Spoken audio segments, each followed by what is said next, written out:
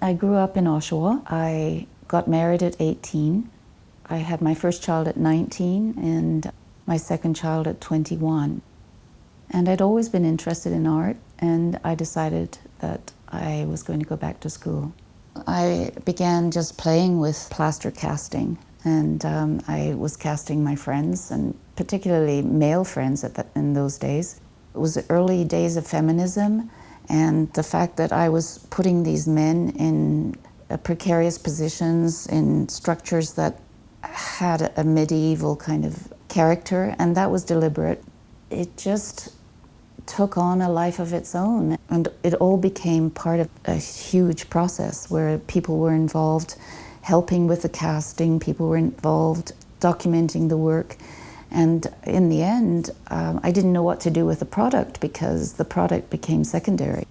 I was thinking about how could you make the viewer aware of what was going on without all of the periphery documentation, and that's when I realized I could use the molds. When you see the mold, you kind of fit yourself into it. So you put yourself in the position of the person who was being cast. So the negative space became like the photographic documentation. From then on, I was in the right place at the right time. I was so lucky. Always I've been so lucky.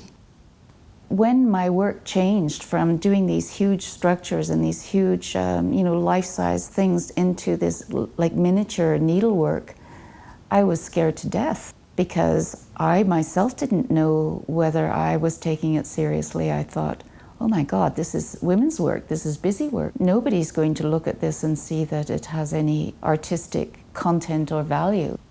I had no choice. I had to start at a new beginning. It all had to do with wanting to mull things over that were too relevant to just gloss over.